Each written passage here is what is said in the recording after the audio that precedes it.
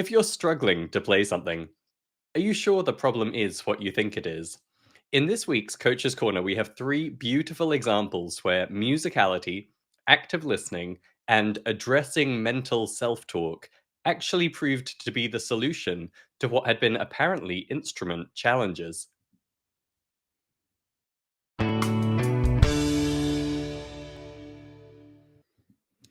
It has been another jam-packed week here on Musicality Now. Quick recap in case you missed anything this week. We kicked things off with an Inside the Book episode looking at a section of the relative pitch chapter from the new Musicality book on absolute pitch or perfect pitch, which is often super confusing for musicians. And hopefully that episode shed some light on the truth and the opportunity or lack of opportunity in trying to learn perfect pitch. Then we had our mini interview with Tony Parlapiano of Popmatics. Really great little interview, getting his perspective on musicality and some of the behind the scenes perspective on how the Popmatics approach works and why he designed it the way he did. And then we had a little clip from Tony's masterclass where he was comparing and contrasting classical harmony with rock and pop harmony and jazz harmony. And a little bit because of that, and a little bit because we've been refining the chord progressions chapter of the musicality book, I did an episode then on two epiphanies I had back in my own musical journey that really unlocked harmony for me and hopefully shed some light for you too.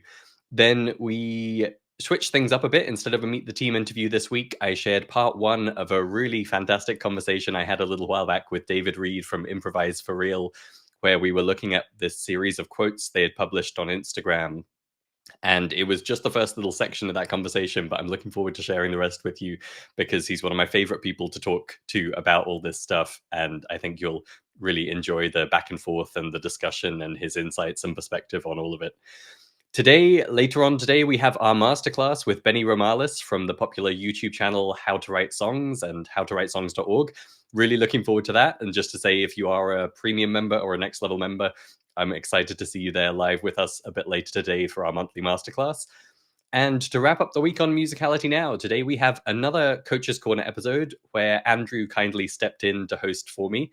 So in this one, you'll hear Andrew sharing an illustration of the power of musicality to fix even seemingly unrelated problems with instrument technique. Then Zach gives a beautiful example of how active listening can dramatically simplify your learning in music.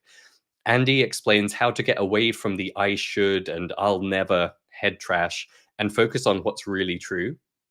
And then Camilo shares the power of self-recording to demonstrate with certainty the progress you've really made. All that and more coming up in this Coach's Corner.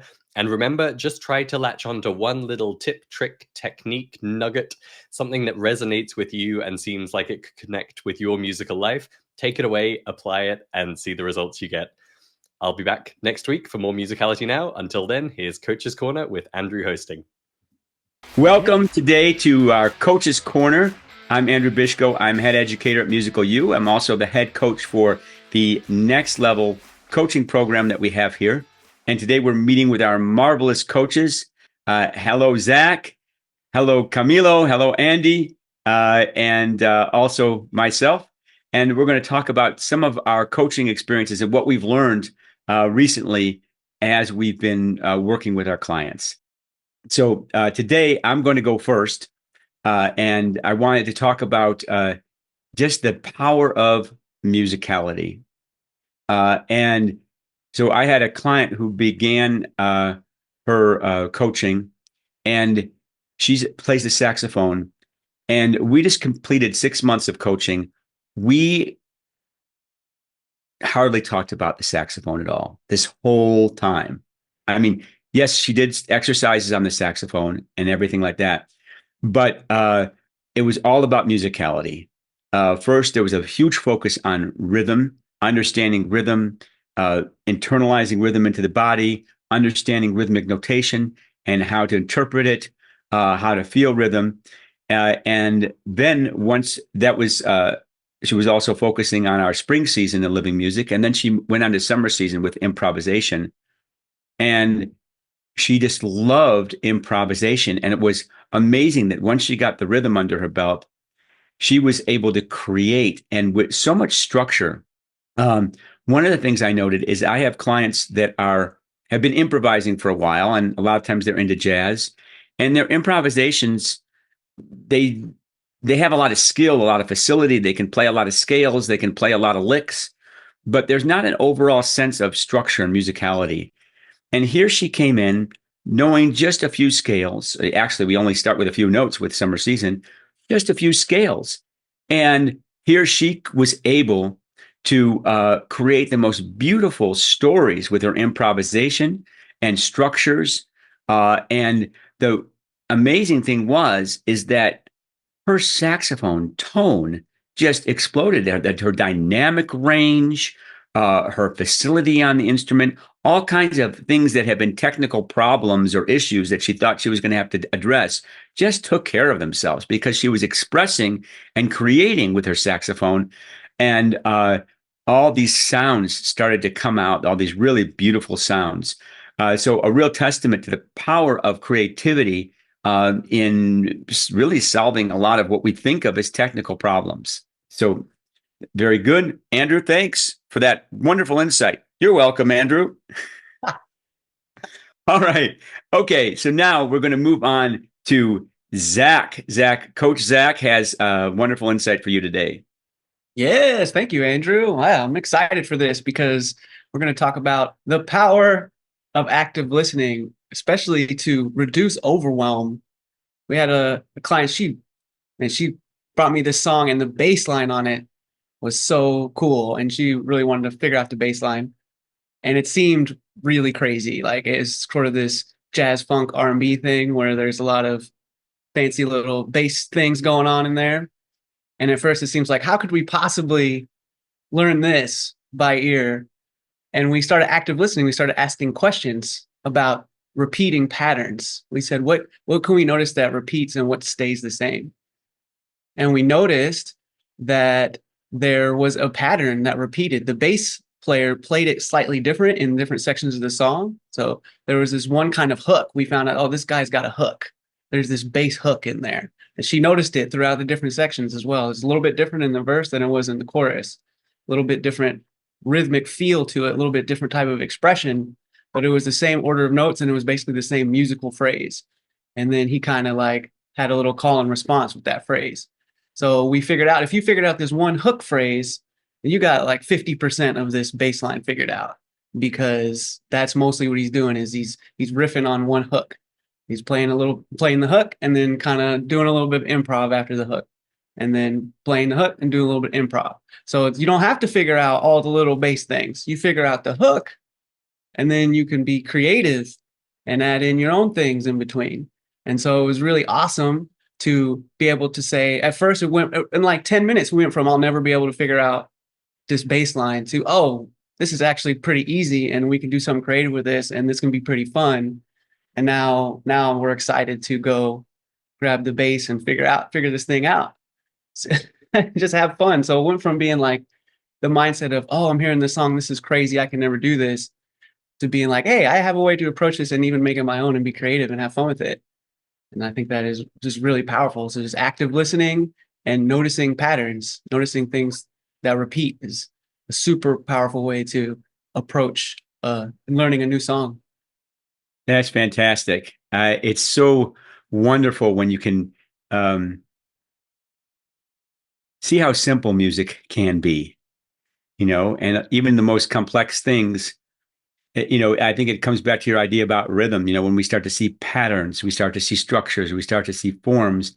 And when we understand these kinds of things, it's much easier to comprehend and take it all in and realize that it's not beyond us, that we can do things that we never thought we would be able to do. And I mean, we see that all the time, right? In Next Level, people doing things like, what? I didn't know I could do that. So very good. Andy? Well, just recently I've been working with a client because she's been feeling performances aren't going as well as she'd like. So she's been feeling really quite disappointed about this. But she has been playing the old I should mind game. I should be better. I should be able to play it. And the thing to remember here is that our minds are essentially meaning-making machines. And more often than not, they tend to come up with the wrong meaning. And for her, it was the meaning of I'll never be a great musician. I'll never get this piece right, which led on to I'll never be able to perform. So with a little bit of kind of thinking about her situation and what was actually really going on, we could start and consider some right meanings that were being made. So this is where maybe kind of came in. Maybe she was playing a piece that was a little bit above her ability at the moment, which is the old cognitive bias where we think we're better than we really are. The other thing was maybe she needed to get some more fundamental skills in place, which again kind of leads into this. We're a little bit better than we think we are. Sorry, the other way around. We're not quite as good as we think we are. So this can be cured really by choosing pieces of music to play that are at an appropriate level. So things that are maybe technically less demanding. Another thing that we considered was that the piece just wasn't practiced enough, or it hadn't been taken through the recall process well enough. So it wasn't kind of coming from a memory through her fingers and into the wide open space quite as well as it could do. I mean, another thing to consider as we're just kind of talking about this is maybe the piece hadn't been taken through performance preparation. Performance is a completely different thing to practice, and we can practice in our practice rooms and get things right. But as soon as we're in another venue, things can go horribly wrong simply because it's a different location. So there's things to actually kind of think about. I suppose a final thing to say is that in a situation where things aren't going right, maybe it's just that day when the performance isn't going right. But in my client's case, what we discovered really was that there were certain parts of the piece she was playing that she just didn't know that well. So by actually kind of thinking about this and focusing on what was really happening, rather than making up the shoulds and going with the I'll nevers, we actually got to the root of the problem, root of the issue, which was a simple thing of the piece hadn't been kind of deconstructed, practiced, reconstructed, and taken through that performance process. So rather than kind of getting down about a particular performance that's not gone well or any other kind of issues with practice and, whether practice or performance, is to just kind of look at the data in front of you really and kind of focus on why the issue really is, rather than making incorrect meanings out of what's happening. So use the data and move forward. That was really cool, Andy. Thank you so much for sharing that. And now we are going to talk to Coach Camilo. Coach Camilo, what did you learn this week from your next level experiences? Something cool that happened this week was seeing how clients start to realize how far they have come in their progress. And this is not happening because I tell them that they are having great wins, but because actually they go back and they listen to their own recordings. Again, here's the place where the power of recording, of self-recording, comes alive, because that's the best testimony that you can have about your own progress.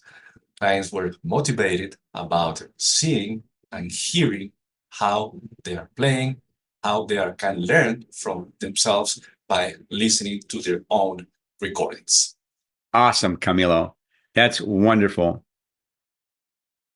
Thank you all so very, very much for sharing your wisdom. I have to say, as head coach, it is an honor and a privilege to be working with such a fantastic team of dynamic and wise and wonderful coaches.